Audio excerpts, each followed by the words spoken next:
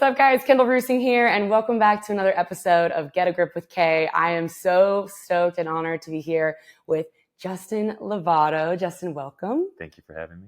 And I say welcome to the podcast, but also I have been welcomed into not only Justin's home, but also his work. And we just did a beautiful breathwork session earlier today. We'll talk more about his work later, but I'm super, super happy to be here with him in Austin, Texas. So, Justin, I told you before we start off the episode with two questions. The reason I didn't do a big long intro of you yet is because, one, I actually don't know all of the intricacies of the work that you do because it is very vast. So I'm going to let you talk a little bit more about that when you tell your life story. But the first question I have for you, which I'm excited to have it be a little different than what our listeners normally hear, is what does it mean to you to have a grip on your life? What does that look like, feel like, smell like? What is that when you feel like, oh, I'm centered, I'm grounded, I'm on track, whatever that means for you? What does life look like for Justin when you have a grip? Peace and presence. So being at peace with what is, and then being present throughout most of my day, being fully here. And that's when I feel my best. That's when I feel like I have a grip on life, so to speak. And whenever I'm not practicing presence or engaging in presence, throughout my day, is when I do feel a little divisiveness within myself. So a big part of my work is mastering and being present as much as I can. And that's just a big part of how I operate in general. So presence and peace. Yeah.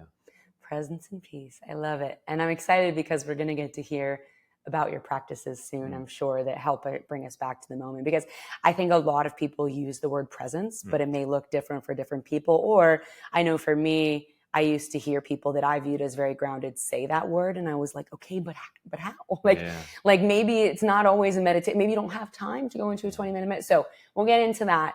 But next question is, would you please tell me and our listeners the 10-minute version of your life story, which is a very short period of time, I know. But yeah, give us a little bit of info about you so we know who we're listening to as we dive in. Very cool. I grew up predominantly in upstate New York, in a really great neighborhood, great friends, in a wrestling community. I grew up wrestling, which was a lot of fun and I think very valuable, having that type of brotherhood. I think all sports is great, but there's something different about sharing a mat with somebody. And I know that you're definitely familiar with that. So very lucky to be growing up grappling, wrestling with some great men in my life. Well, and funny, I just have to tell them really quick that I scheduled this interview and my breathwork session, everything, and have actually followed Justin on Instagram for years and had no idea that he wrestled or had any information or experience with combat sports until today. So what a treat to get to hear about your combat sports journey too. We're more aligned than I even knew. But anyway, sorry, keep going. Yeah. Our wrestling school was actually really good too. We were pretty much a stacked team. I think there's 11 people that go to states on a team. Wow, yeah, right? Yeah. So out of the 11 people that would go for New York State and represent New York State, 7 of them were from my high school alone. Wow. So we were a very stacked team. Yeah, they were really good. So very lucky to grow up in that type of atmosphere for sure. Yeah. Around age 25 or around age 20, I actually started getting into competitive bodybuilding. And I never saw myself really doing that, but it was a big part of my life. And at age 20 to 30, I was mostly doing bodybuilding. And I moved to Los Angeles, Venice, California, age 25. So you started bodybuilding in New York though? Yeah. In the beginning. And then about halfway through moved to California. Was that the California dream? Was it the Gold's Gym? What brought you there? Believe it or not, neither. I don't really think that too far ahead, and I don't look into most of the things that I'm doing. I actually never heard of Gold's Gym Mecca when I got into bodybuilding. I'm not a consumer. So I didn't buy magazines. I wasn't really looking into anything. And the only reason why I started bodybuilding was everybody was asking if I was a bodybuilder because I was just weightlifting. Okay. And there was no Instagram. So of course you didn't. Yeah, you didn't. There wasn't. The internet was different then. Yeah. Yeah. There was literally, no real internet at that time. I think I got my first phone at 18 or 19, and it was there was nothing on a screen. There was no texting. There was A, B, C. Yeah. I think people still had pagers. Yeah. So Instagram wasn't a thing, I think, until I was 27. So yeah, no social media up until that point. Nobody was filming anything in the gym. And I wasn't using the internet already. I didn't have a computer. I didn't even get my first computer till way later on. So at age 25, I had no intentions of moving to California whatsoever. It wasn't on my radar. My younger brother just randomly asked, like, hey, do you want to move to California? And I've always been a person that kind of just says yes. Yeah. So I was like, yeah, sure. And I had a job. I was taking care of mentally handicapped people for 5 years from age 20 to 25. Wow. And so I put my 2 weeks in, didn't look into anything. And 2 weeks before we were supposed to leave, my brother backed out. So did you have a lease already? No. Okay. But I already was quitting this job. I had this momentum going, and it just so happened I was talking to a girl at the time who was from a town close to me, but she was living in LA, and I was going to be going to San Diego with my brother. That was our first initial choice. And I was chatting with her on MySpace. Was she in your top? Like top people. Yeah. I remember. Yeah, so I was chatting with this person in MySpace, and I was telling her what just happened with my brother backing out. And then she's like, "Why don't you come to LA instead? And you can stay with me, and you can figure out how you want to do this." And so I just drove to LA, no job, very minimal. Drove? Yeah, I drove across country. Wow. Yeah, with no job lined up. Because I also wasn't aware of the differences in finances. Oh yeah. Where I was from, I think the average person would make like around $30,000 a year, $33,000 a year. Wow. And that was like comfortable. Normal. They were comfortable. Okay. Yeah, very comfortable. I mean, I had a 3-bedroom house. Wow. And rent was like $700 a month.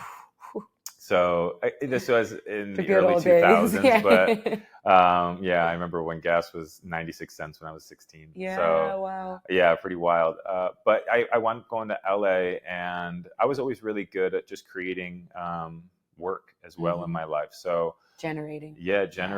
And it was 2008. I had no idea that it was a recession. And so I went out there, and it was kind of nice. Ignorance is quite bliss, I would say, because I was able to find 3 jobs during this time. And the first job was becoming a front desk person at a Gold's Gym in North Hollywood. No way. Yeah. And it was the first time I'd been in a Gold's Gym. Yeah. And it was like, I think the second or third one ever created, actually. So it had some really cool vibes to it that I really enjoyed. And it was the first time I stepped into a facility where there were these monsters. And once I was moving out there, I realized, like, hey, this is a bodybuilding mecca, so to speak, specifically LA. And I was excited to compete against a lot of the top people because I was dominating where I was, but there also wasn't great caliber where I was. Right. I was like the bigger fish, in a smaller pond. So I wanted to see how that would be competing against just more successful people, bigger people. Right.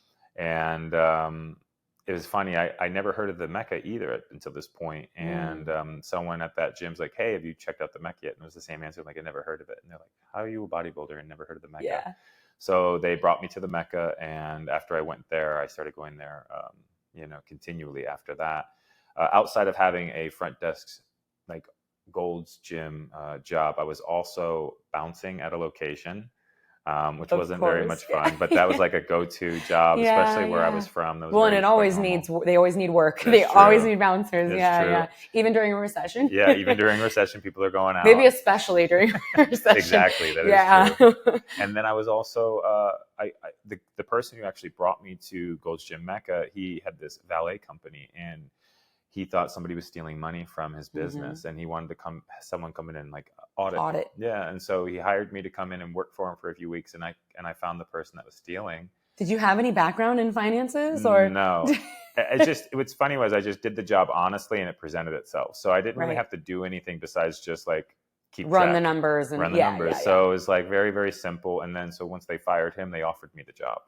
And it was a really well-paying job, and I worked that gig for like 4 years, my first 4 years in LA. And you were just bodybuilding, competing. On the side, and which was really great. And then I was working specifically in Beverly Hills, on Rodeo Drive, so it was a lot of high-profile people coming in, and oftentimes, just because of the way I looked, everybody always asked if I was a personal trainer. Oh, yeah. Yeah, and where I was from originally, you could not make a living personal training. One, people couldn't afford a personal trainer, and if you were, you could maybe charge $25 an hour, which still isn't technically bad in that time or in that space, right? But I thought for sure there's like no way that you can have a living just because of the small town I was from. Right.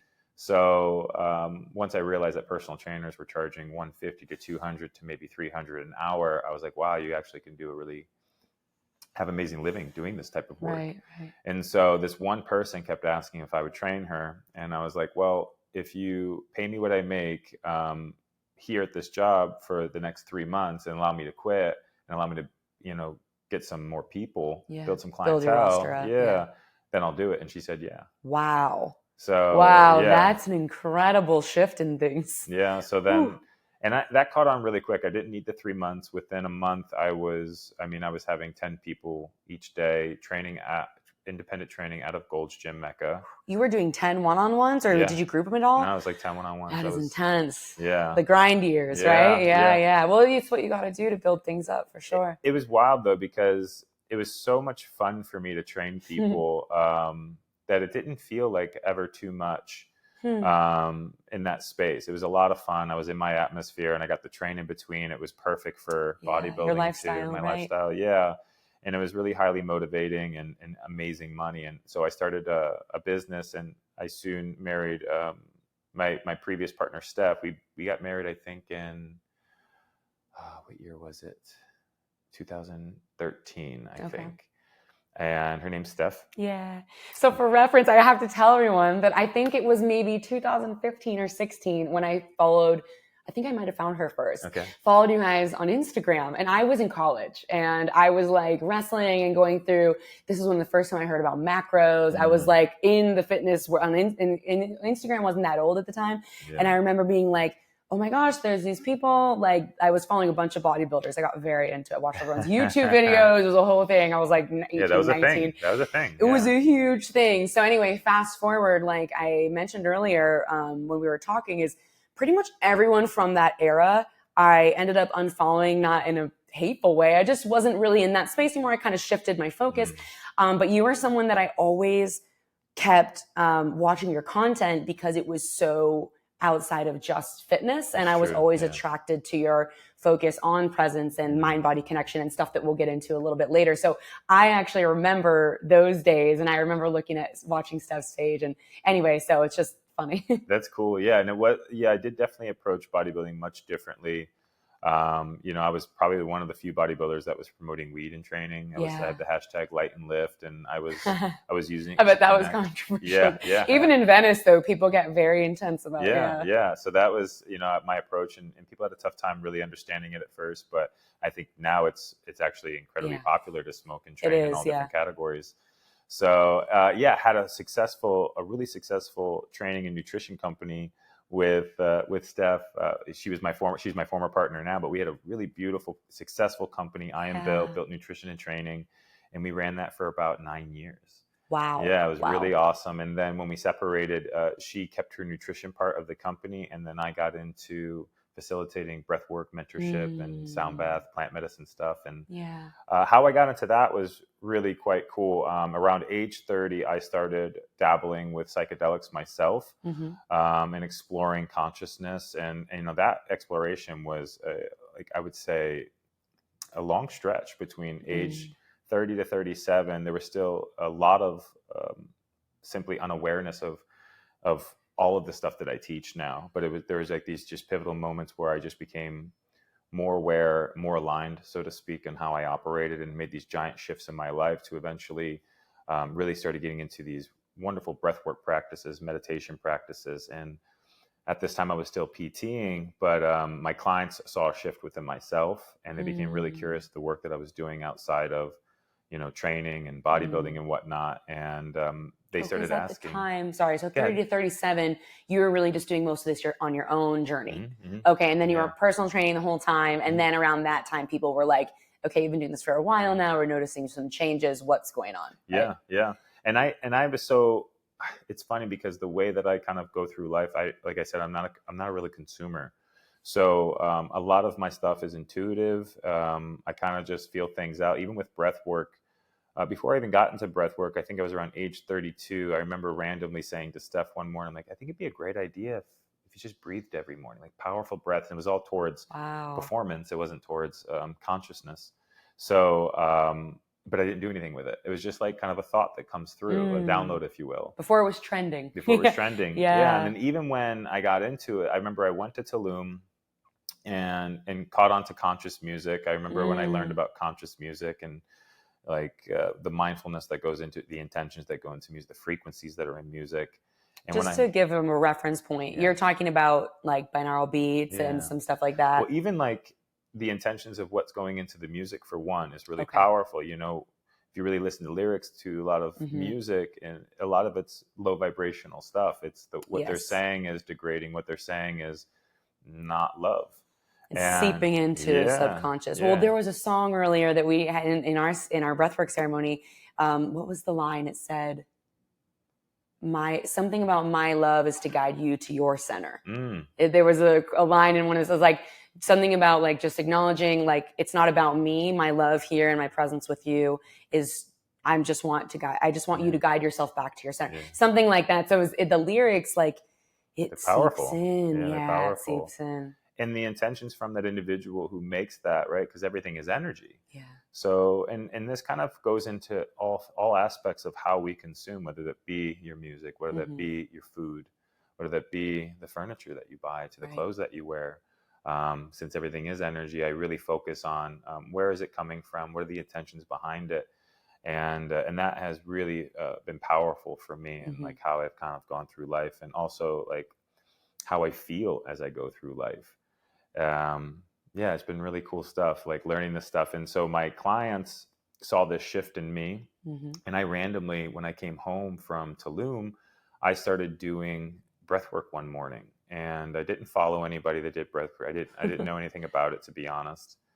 And I just started breathing and then randomly throwing in exhale holds and inhale holds. And then just after a few weeks of doing that, I was getting into what people call a meditative state. I had no idea that I was doing this. Yeah, altering your chemistry, right? And then I discovered Wim Hof.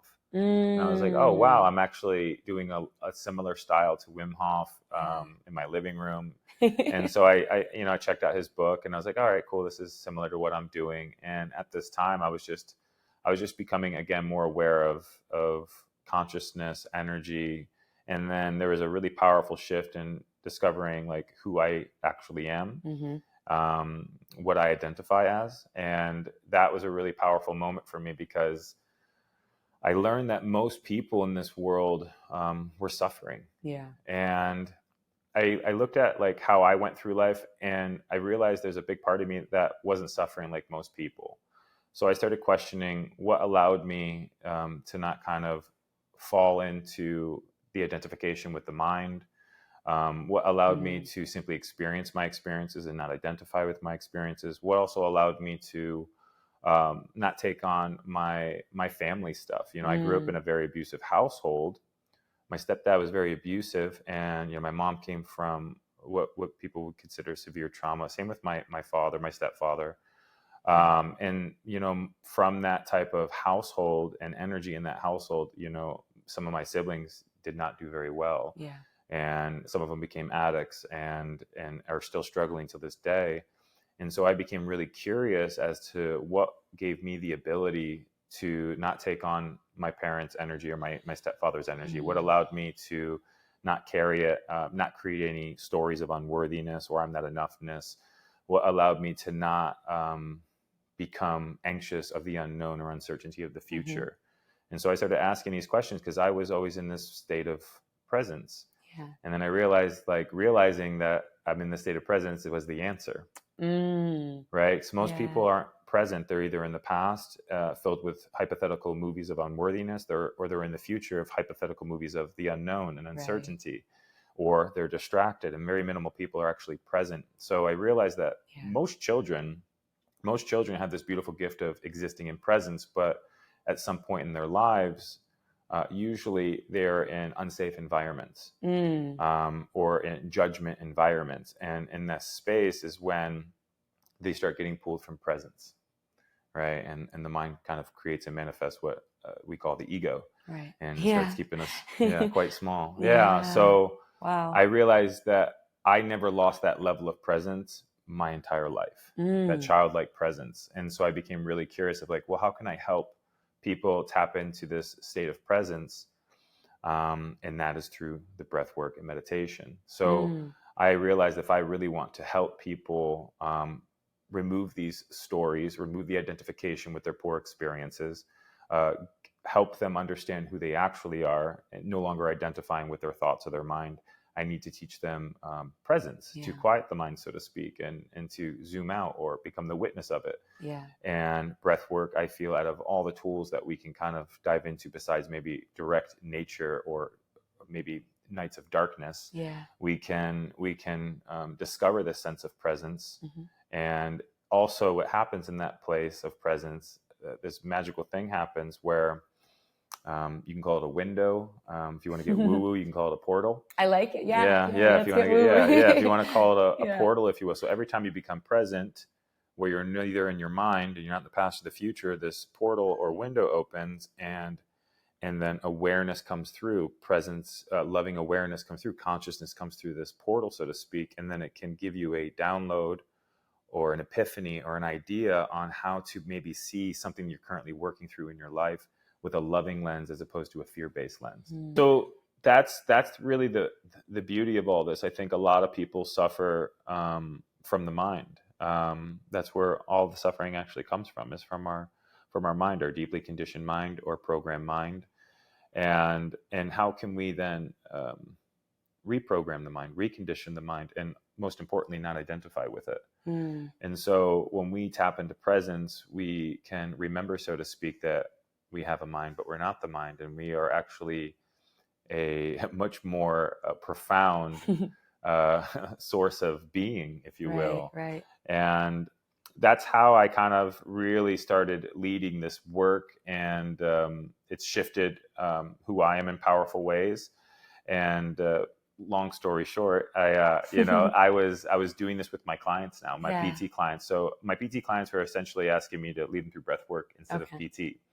And what if they just came in? They're like, I don't want to work out today. Just get me the peace that you have somehow. Yeah, it was very much like that. They felt my energy shift, and that's what's beautiful about energy. When you do the work, so to speak, and you do raise your vibration through not only breath work, but things like sunbathing and grounding and eating properly and conscious consumerism, people can feel that. And Joe Dispenza talks about the wave that comes off you, a 10 to 20 foot wave of high energy, and people can shift consciousness just by walking around you or become very curious about your aura, so to speak.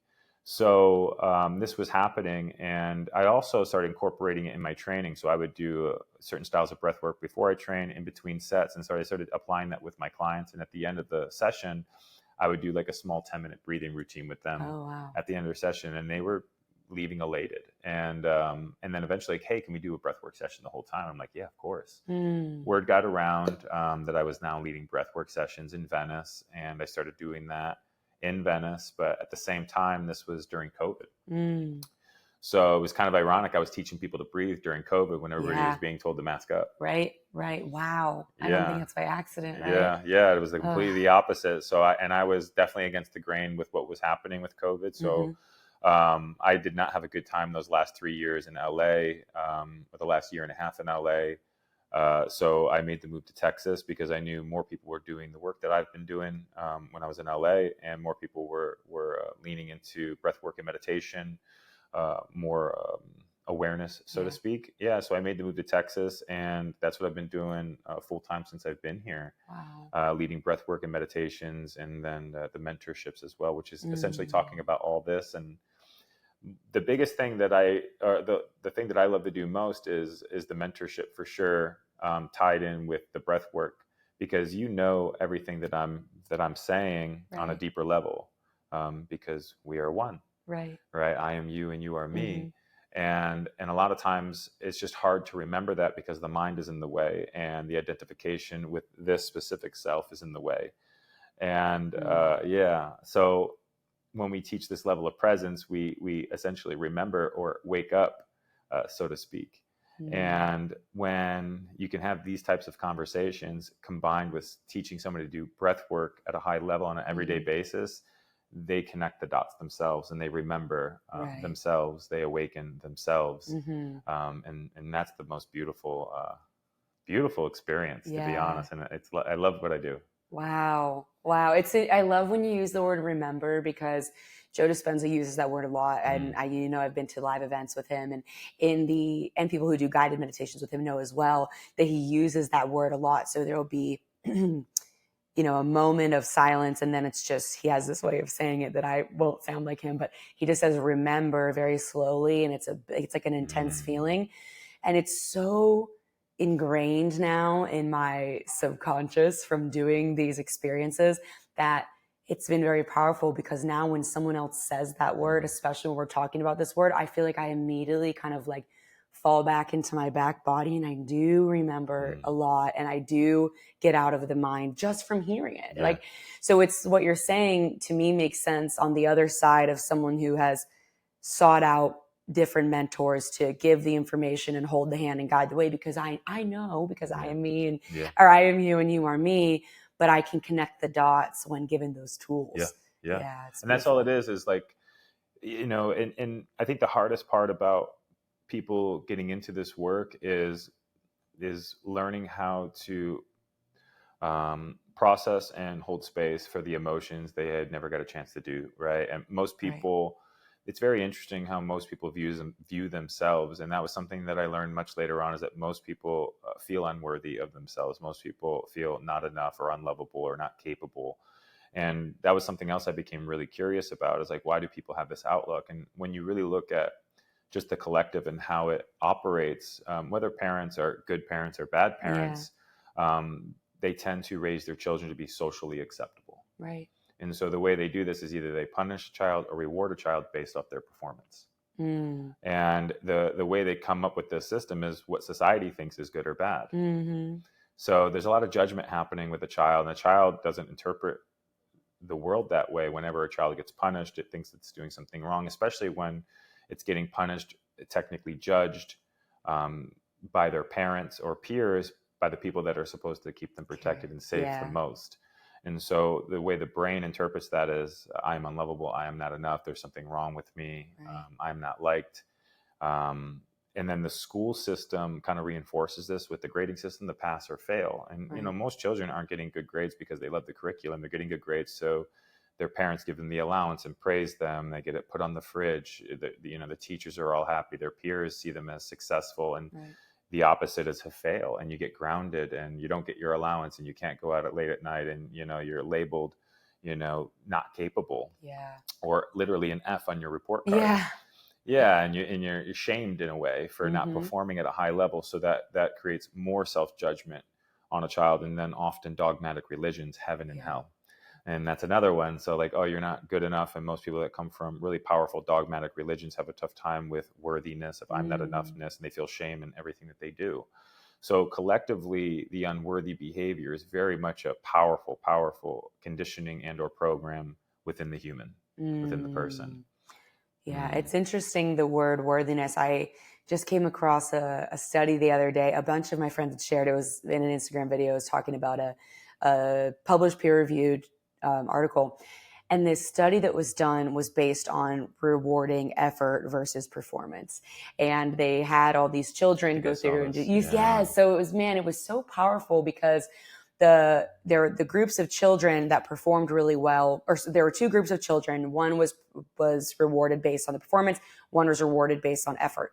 But what happened after that is the performance-based started choosing tests, or I think the obstacles they started choosing were of lower difficulty.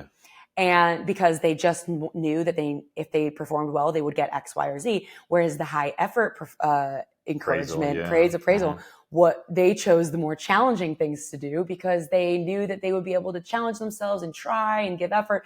And it's just, there are different camps of people that talk about this kind of work. And so we're on more of a spiritual, holistic side, and this language speaks to a lot of people, and it's beautiful, especially when you're at that point in your life to start discovering that. But even if this kind of language doesn't connect with whoever's listening right now at the time, this is proved in science, like you can look at it either way. And I think that's where we really talk about the word epidemic. We really the shame and unworthiness, in my opinion, is one of the biggest epidemics that sometimes is silent. We don't see that much of it. Yeah. And it's wild because it's what's driving every person to get up, unfortunately, and do something, and it's coming from a place of lack and or fear, which isn't sustainable. So everybody thinks, oh, once I get the body, then I'll be enough. Once I get the job, then I'll be enough. Once I get the girl or the guy, then I'll be enough. Once I get the new car or the new house, then I'll be enough. And the fascinating part all about this is that it's not true. None of it's true. It's just a program. It's just a conditioning. Right. Like, the wild thing is that it doesn't actually exist. That story doesn't exist. It's literally made up in the mind. And so teaching people that it's just a story is so profound to them. Yeah. Because you can rewrite it, or you can step out of it, or you can choose a different timeline to step into as far as what you're placing the value around yourself. I know, again, we talked about this earlier, but moving from different careers or moving from bodybuilding, a highly competitive sport, and also wrestling, like you mentioned, you had a big wrestling career. For me, especially with these injuries where I was ripped out of the story of if I win, then X, Y, or Z. If I have followers on social media, then this. If I look a certain way. Because what happened for me was my body changed drastically, my exercise and my nutrition. I had struggled with that. I wasn't getting the same validation from that I normally did have from men and women or the fans, whatever. I wasn't winning. I wasn't special. I wasn't on a stage. I wasn't getting my arm raised and have the lights in my face. And I also didn't have that feeling of like striving and chasing. And for me, that's what I had put on. It's funny, my therapist and I, we call it my Who's Number One syndrome, because Who's Number One is one of the shows. It's the name of the show. And it's so funny because it's like my whole life was, if I'm number one, if I'm the hottest, the funnest, the smartest, the most important person in the room, then I can take a deep breath. Yeah, then I'm enough. Then exactly. Then I can relax. Then the chase is over. The truth is, because of the programming, none of it ever made me feel like that anyway. Yeah, because the program's still there. Exactly. There's always, the goalpost just moves. Yep. And so for me, I feel so blessed to have been. There are more times than just these last couple of years. Of course, there were different nudges along the way, different knocks down, and I'm grateful for that because I could learn in stages. It's like, it was cyclical, right? The lesson comes around until it is learned, and who knows if that ever ends. So the lesson keeps coming. But these last two years, I was like profoundly grateful for being allowed the space, even though it was very difficult, to develop new stories for myself. Yeah, that's powerful. And how can we help people kind of break free of this program is what I really started asking. How can we like get them to step out of this mind movie that is running on repeat? It's amazing. Like, most people are unconscious of the unworthiness that they even carry. They're unconscious of the anxiety that they carry. Most people think that's normal because they've been having that their entire life, this baseline, and it's why they go. It's why they grind. It's wild. Most people are just literally going from one thing to the next, whether it's coffee, work, this, and they're keeping themselves busy and overstimulated all day long, because anytime that they're still, they feel uncomfortable. And when it's popularized as well. The grind, it's the hustle. So rewarded, the grind life, the hustle life. I talk a lot about this with my clients, because for me, as somebody who, this is a question I have for you that I think you'll have a really great answer for me and for listeners. I'm super curious. Is I have had my journey with, and to be continued with, can you have the stillness? Can you have the presence? And can you do the things that light you up? So I hesitate to use the word success, because that's another story. Depending on who you ask, success looks like different things. But the fear for me in stepping back was, can I do it without that? Can I, for it just narrowing it into jiu-jitsu, can I be successful? Can I win? Can I perform at my best without the grind life, without the hustle life? Is that possible? So what would you say around the question of, how do you step into a more present lifestyle and leave behind some of the anxiety, the shame, the stress, and also feel the level of abundance, whether it's financially or this, success in your field or recognition, respect? Like, what's your view on that? Well, I think balance is a big part of it. Having balance in the being and the becoming. So beingness is present. So I think having a really good morning routine where you're focused on just the beingness of life and being present with your person and with earth and with your animals and with people, and just really being in that space and doing these wonderful practices like breath work and meditation and grounding and sunbathing and cold therapy. And then you have your, what you would like to accomplish in that day, the becomingness, so to speak, and having a good balance with that, and then having some beingness in the evening again. And so I understand balance. Balance is really important. But also, I think a lot of the things, as you mentioned, like what is success, and I think depending on the individual, that story can be really different for many. What I realize is that I don't really have what I call success. I like what we can call is like what people call purpose, so to speak. And in the end, I feel like we all have the actual same purpose, and purpose is beingness.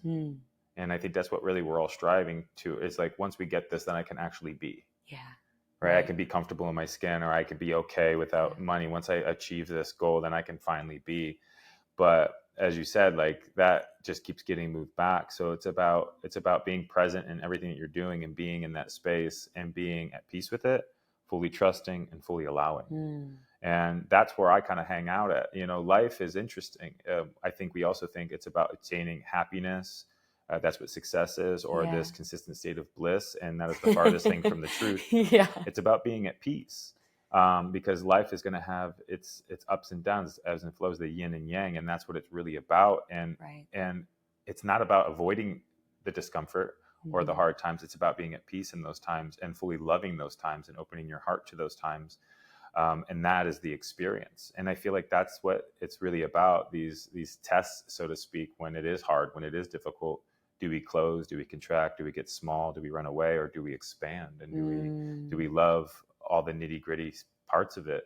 And that's what kind of I've leaned into, and it kind of removes like this grind mentality. It removes like where I think I'm supposed to be, status, validation. Like I don't really deal with any of those things. All I know is like what I have control over today, which is maybe X, Y, and Z. And outside of that, the only thing I focus on is making sure that my vibration is as high as possible. And that's being present. Yeah. Bringing it full circle.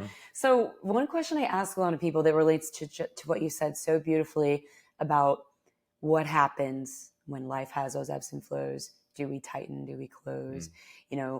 One person, I don't know if you've read her work. It's Pema Chodron or Shodron. I forget how you say it. Oh, you would love her. Okay. She's a Buddhist. She's a Buddhist monk, but she writes in a way that for me is really potent, because it speaks to the real life, the everyday struggle, like the human and the humanness. It speaks to me, to the mind, instead of only being in the be, because I think naturally we can move back and forth and shift, and things come up in life, and I go around and then I try to go back. So anyway, she's beautiful, but she talks about the integration of, many people, I believe, when they start getting into this work, myself included, start to wonder why it's not all rainbows all the time. But for me, that was a new goalpost. Now, all of a sudden, I rewrote the story. And now the story is I'm actually supposed to be in nirvana and bliss all the time. If I'm really enlightened, then if I'm #enlightened, then that's how I'll feel. And the integration is now, then it's kind of like pendulums, right? You're swinging here, then you swing there. And actually where I try to exist now is somewhere in between, somewhere in the middle. So the question is, I ask people a lot this in the lens of their jiu-jitsu career, but your answer I know will be different. Was there a time in your life, or more than one maybe, that you look back and was one of those darknesses, one of those, whether it's a dark night of the soul, ego, death, but even if it's not quite that intense, like something that was very difficult where maybe you did close and then you decided to reopen later, maybe you were able to stay open through it all, and look back, and not necessarily the typical, like, did a bad thing happen and now you're grateful for it? Because sometimes that can be a little harsh, especially with really dark, evil things. But tell us a little bit about a story of one of those times. Well, I would definitely, a good one is just my separation from Steph. Yeah. Yeah, it's that was incredibly hard and in many ways felt like a death. I would definitely say when you're with someone for 8 years and you wake up next to them every morning and you see only a future with them, and then when that does end, when that chapter ends, there was a real mourning process that I had to work through, and that was powerful. It's not like you don't have emotions once you become enlightened, right? It's not it's that's not the case. Yeah. What you get really good about doing is processing your emotions once you become enlightened, and hold space for those emotions, and then also then fully accept those emotions and the situation and let go and open your heart to those situations. So you go through the process just like you normally would. It's just in a healthier, more expansive way. So when I went through that with Steph, at first was very new to me because I never had to mourn anything like that before, and I don't think I knew how to mourn. And so it would come up like if I heard a song, like something would trigger it through a song, or just randomly driving in the car, waves would come up, and it would be intense. And I thought like, okay, I'm processing it, because when it would come up, I would fully have a moment. I would have a beautiful cry, whatever it was. But there's an actual process when you're dealing with bigger things, whether it be a death or a divorce or, something along those lines. And so I really took a moment to drop in with myself and hold space for this individual that was losing his partner, that was going through a community shift, that was leaning into all this unknown, that was going through a career shift. And you grieve the future as well. Like you grieve the timeline you thought you were on. And so I held space. You can operate from these multiple selves. You have the human self that you're experiencing right now, but when you meditate, you obviously slide into a higher version self, the soul self, the light self, so to speak. And so when you get into these spaces where your person that I call Justin needs assistance holding space, I can slide in literally into my higher self seat and guide this self to release, to let go, to mourn, to process, to accept. And that's what I did. I took 3 grams of mushrooms and I sat in my living room floor, and it was an out of body experience where I was the soul seat, so to speak, and I was watching my sentient being go through his mourning process and holding space for him in that way. And he went through all of it. He went through the anger. He went through the frustration. He cried. He sulked. He was mad. He asked why. And then at the very end of it all, as the soul self, I was able to ask him, like, would you change anything? And he said, no. He said, no. And they're like, would you move back? And he's like, no. And like, do you think we made the right choice? I asked him, and he's like, yes. Wow. But he had to process those emotions. He had to go through all of those things. And once he was granted that space to feel everything, to process everything, and to also have dialogue with him, for him to answer, and it was very clear, and that he aligned with the move, it was gone. Wow. Yeah. And so it's wonderful to be enlightened, to remember who you actually are, because you are everything, everyone, all at once, all the time, through different levels of awareness. So it's not like we're removing ourselves from the human experience when we become enlightened. It's actually we are fully engaged in it, and we stay in love, as opposed to leading with fear and ego. And so that's what I really focus on. It's never about, just being the observer. Just the witness. You don't want to deny that. I think that's where, for me, I started, I think especially after, it might've been the first time I went to Joe Dispenza maybe over a year ago.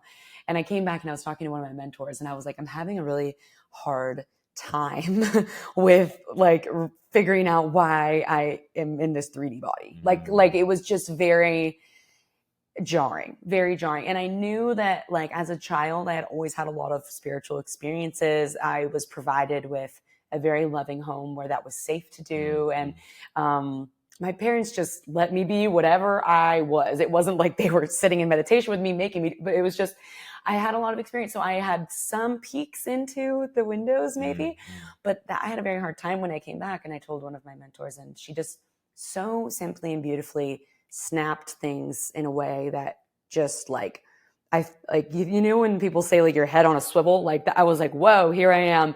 She just said, Kendall, you you're in this 3D body for a reason, though. You don't think that was on accident, do you? Mm-hmm. She's like, there's a lot of work to do here. And I was like, okay, yeah. Well, why am I denying the human experience? Like this, if I really want to be in this state of like enlightenment, that doesn't mean being outside. No, yeah. This means loving all of it, aspects, being in love with all of it, accepting, appreciating. And I love the way you put it into some tangible terms of being and then becoming and then being at the end of the day, because the becoming is a very large part of our lives, Mm-hmm. you know, and we can't do without it. I think one thing that, especially many people in jiu-jitsu, because it is a very like strive, grind environment, can get it's a little wonky with like more of the woo stuff is, well, what are you going to go do? Move out to the forest and just never see anyone again. And you're high every day and you just live in the clouds. And that's kind of this judgmental view of things, because I always was like, well, I don't think that sounds like the life I want either. So what would be your advice to someone who's maybe a little bit curious in some of this work, but they're like, I don't, that life for me with the van and the stickers and like, that's the view they have. I think for everyone it will be different. And I think there's stages to it.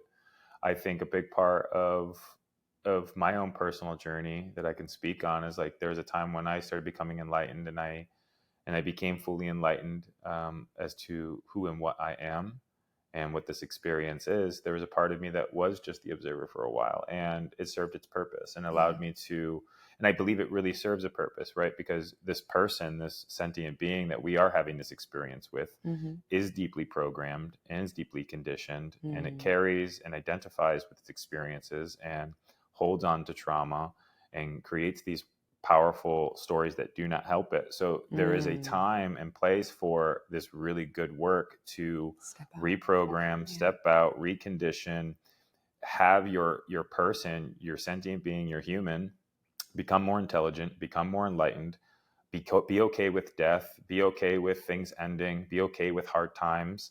And that's a really powerful place to be. And then once you essentially reprogram the person, you enlighten the person, and they're aware of what they're a part of, then the human experience becomes really great again. Because it's no longer conditioned or programmed, right? And I think that's also really important too, is understanding most of us are really born into a low vibrational conditioning program. And so, you can stay in that program and live the life or the human experience, but I don't think that's the one we're supposed to live either. Right. I think we're supposed to be more aware. I think we're supposed to consciously consume and see how we operate and kind of dive into these realms to actually live a more aligned life. So I think there's a time and space for it. I definitely was the observer for quite some time, and it was amazing. And then once I taught my person loving awareness, once I reprogrammed him, once I conditioned him and trained him through these wonderful practices and had this great dialogue, now I'm embodying it again, and I'm here more often, and I'm back to being more grounded and experiencing it now with a new upgraded version. If you will. Like my DNA feels different. Yes. I feel, I wake up. That. And my person doesn't live in the past or the future. Yes. My person doesn't dwell on things, and he can process his emotion. He now has the tools. So I think there's just a time and place. And even Ram Dass talks about this. He was having a discussion with Alan Watts one time, which would be amazing to sit and watch those two speak. But, Ram Dass did the same thing. Like when he went and, was a monk for quite some time, I'm just going to step out of society. Right. And then Alan Watts was a lot of times the opposite. He was drinking, he was doing his thing. And he even tells Ram Dass, he's like, come back down. Like come back down and experience being the human.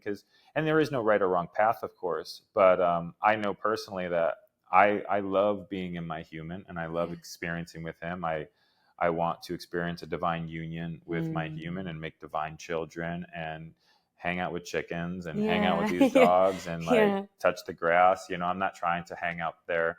And the only reason why I did spend time there, though, is to become more enlightened, to not even become more enlightened, to remember. Because we're already enlightened. It's just to remember and remove the old programs that kind of keep us in a shitty space. And I don't know if that's done with purpose. I think so. So that's a whole nother topic. But yeah. We'll have a part 2 for that and really uncover some stuff. So last question. Well, first of all, thank you for sharing all of that and being so just truthful, just telling the truth. I think one of the most moving things in my experience and in my life, which is really the reason I started this podcast, is just to see if we could tell a little more of the truth sometimes. Because that makes saying that makes a lump in my throat. Because I use social media to tell the truth. That's really how it started. I just started as a journal. I just wanted to tell my truth, and people were cool with hearing that. And I've battled with different versions of it where sometimes the truth got tweaked, and I realized, wait a second, I'm telling this story in a way because these people are going to hit. So anyway, it's been an interesting journey for me. But the podcast, I just wanted to see if we could tell a little bit more of the truth. And I know that is what attracts me to the people in my life is 2 things. One, they're willing to tell me their truth. And then also they're willing to hear mine, and they're willing to hold space for that.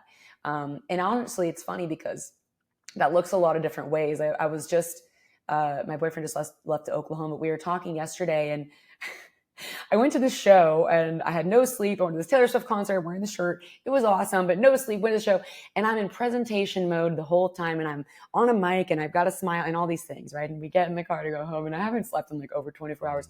And I just was trying so hard not to be bitchy and irritated because my physical body was just and I just was I don't want to go eat. I don't want to. And of course, not being mean, but just irritated. And I just looked at him and I was like, oh, thank you for just letting me be in my truth.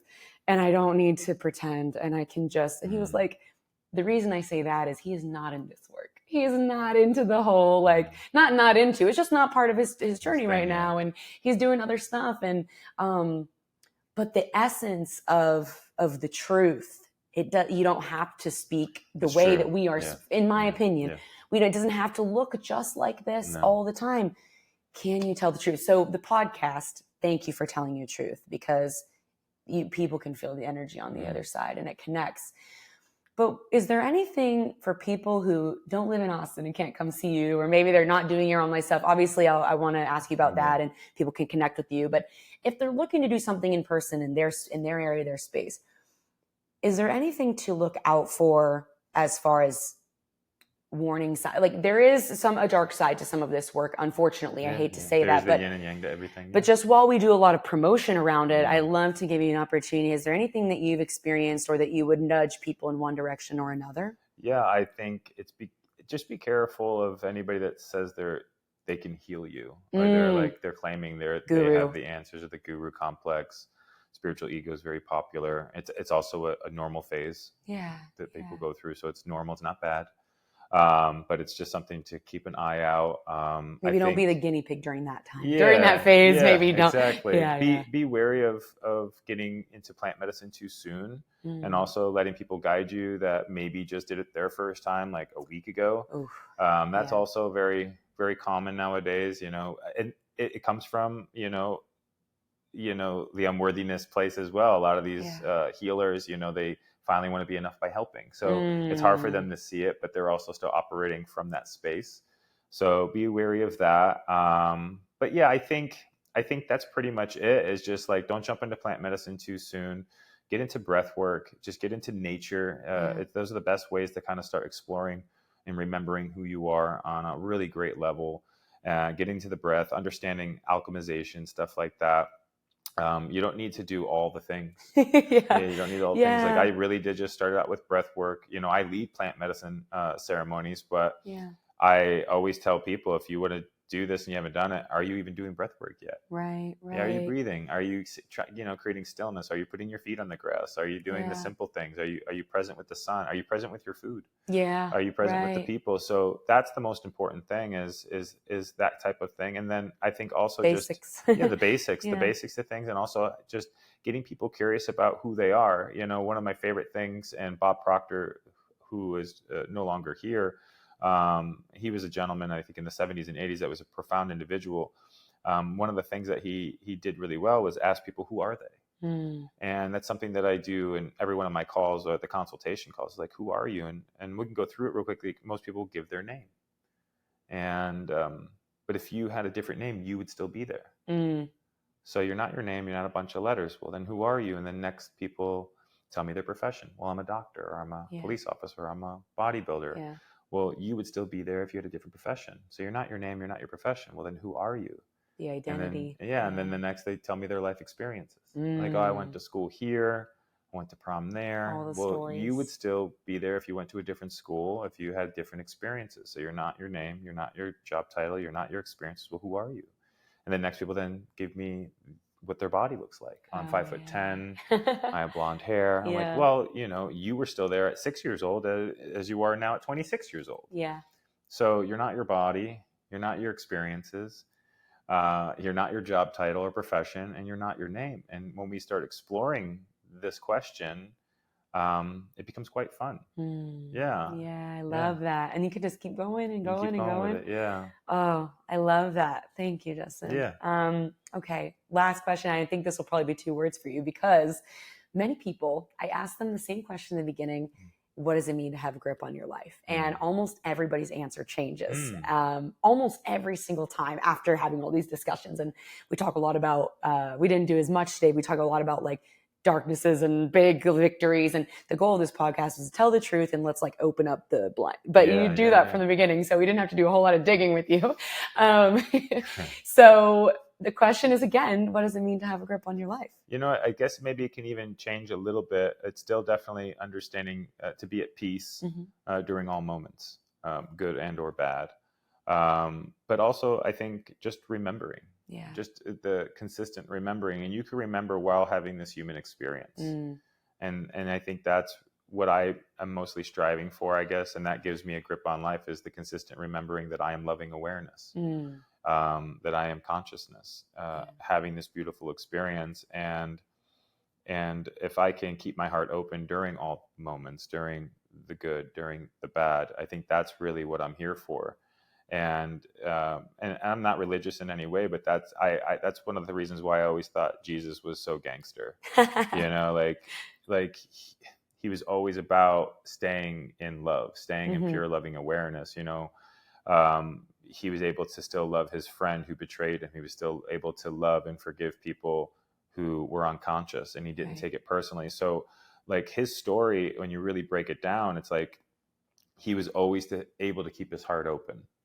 He was always able to stay in love. And as you go through life, you're going to always have these opportunities to either contract or to open. And whether that be through someone giving you the finger while driving by, cutting you off, a relationship ending, you know, a death, you know, something where people do you wrong, you can either take that personally, you can make it a thing, and you can contract and you can judge and you can close. Or you can have empathy and you can have compassion and acceptance and forgiveness, and you can stay open. And so that's how I kind of go through life, is having the opportunity to contract or stay open.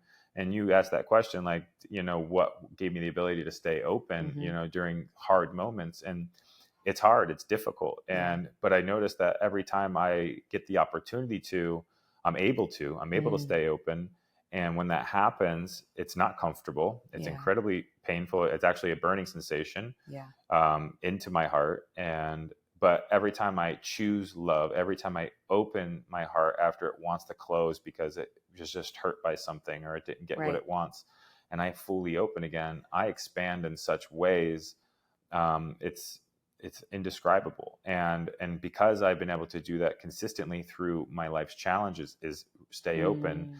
I feel things on a really powerful level. I'm very sensitive in a beautiful way. I feel the sun differently. I feel like love with people differently, with my plants, with my food.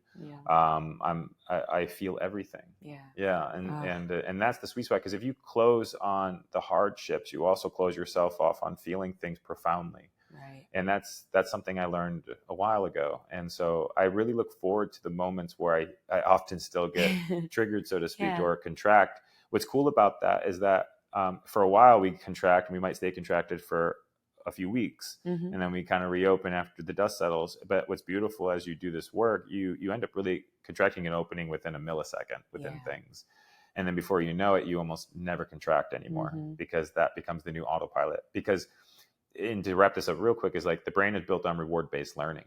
Yeah. So it also works in your favor with love.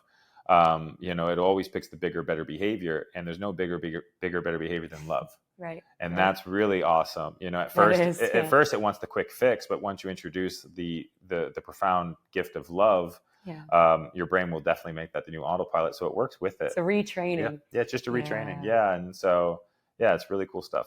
Yeah. The theme that I hear, and well, there's two quotes. One is, my capacity, someone else wrote this, but it says something along the lines of I learned that the greater my capacity for pain and discomfort grew, that correlated with my capacity for love and joy. Right? It's the same. It's like two sides of the equation. And then the other thing that I heard you say a lot right now was that I love is not just the word remembering, but also habitually. I try to view, whether you want to call it consciousness or enlightenment or just peace, presence, view it as, can I get my gaps of forgetting shorter, and can I get my gaps of remembering longer? And then ideally I can chain those remembering gaps to be closer together over and over. And so how long of a streak can I run without an interruption? And then how short can I make the interruption so that I can come back to remembering again? Yeah, come back to love. Yeah. That's all it is come back to love. And that's what's beautiful about this work. You know, since everything is energy, everything is vibration, through presence and through loving modalities, that is what you can train your beautiful sentity to remember that it is. Yeah. It's only been trained in the other aspect, but it doesn't make it true. Yeah. Yeah. It's just, it's unfortunate we are, born into a lot of unsafe environments, and from that, we really do contract at a very young age, and we're afraid to feel. We've been told we've been too much, but again, these are just stories. And so having that awareness can be really powerful. Awesome. So now, hello, dogs. We've got dogs in here. If you guys are not watching the YouTube, then we have some dogs happening. It's very nice. So also, if you're watching the YouTube, how old is this dog again? He is 7 months. 7 months, and he's huge. Yeah. So after, first of all, again, thank you so much, Justin, for sharing so much with us. Where can people find you as far as how they can work with you, what they can see from you, how can they hear more if they're interested in this work? I think Instagram is always a really great place to find me. Justin D. Lovato is my handle. And also my website, Nirvana Mind and Body, or nirvanamindbody.com. And just finding me on that website and social media is the best way to get a hold of me. And if you're interested in learning how to meditate and getting into breath work, if you are looking to maybe look into the stuff that we've just talked about, remembering who you truly are, if you're looking to be supported by a strong, loving community as well, that's something that I've definitely created with Nirvana Nation, and that's a whole nother thing that people can come check out for sure. But if you want to get into breath work, and there's, like you mentioned earlier, there's a lot of cool ways to get into this work. It just doesn't have to be about breath work and meditation. Right. It really can be about presence in any activity that you're doing. It's just mostly about presence in whatever it is that you're doing. So one thing that I realize is that we can really shift consciousness in people, even through things like movement. Right. That's why a lot of people love running. That's why a lot of people love jujitsu. And training and stuff like that, because it's connecting us with a level of presence which opens that portal. So, whatever that is for you, just tap into presence, and that's the best way to do it. So, and I have a few different modalities that I use to teach that, but for me, breath work seems to be the holy grail. So to speak. I think outside of nature, I would say, like if you can get out in nature for consecutive days, because nature is presence, and it stares at you. Right. And that's why Eckhart Tolle talks about that. He says basically it's wild. Like more people would feel comfortable on a park bench in the middle of New York City, but that if you were to take them and put them in the middle of a forest with nothing, they start feeling really anxious really fast, and because presence is staring right at them, requiring them to be present with it. Yeah. And so that's why in nature it's such teachable moments. Nature is one of the most powerful tools. So that is also something that is something I really can't wait to get into myself, actually. Wow. So you've got your online community that's very highly accessible, and you've got your mentorship that you do from distance learning. Obviously, if you guys are in Austin, Texas as well, you do in-person stuff. Yeah, the in-person, the online programs as well, the virtual programs, virtual breath work as well. We have those every month. I do the big events as well, the in-person events Wow. each and every month as well. So there's a lot of cool ways So to cool. come see me, come check it Great. out. We also, if you're in Austin, we do the Zilker meetup every Wednesday at 6:30. Cool. Yeah, just community based and getting together. So yeah, there's a lot of cool ways to come Awesome. find me. Cool. Well, I'll link it all in the notes so you guys know where to find that stuff. But Justin, thank you so much for, like, I want to circle back to the concept of truth, just telling your truth. And I always try to stay away from like, this is the truth, this is how it is, this is like, you need to abide by, because that goes back into, and it goes back into the storytelling, right? But thank you for telling your truth and for hearing mine. And thank you guys so much for listening. As always, if there was one thing that I like to say on the show is that we don't have ads. There is no entry fee other than if you got something out of this episode, or if there's someone you think that would benefit from it or that it would help, if you guys can copy and paste the link and share it to them, or share it in your story, or just somehow throw it out there, get it out to more people, I would greatly appreciate it. And I would love to share Justin's wisdom and just experience with as many people as possible. Thank you. Thank you guys so much for being here, and we'll see you in the next episode. Bye-bye.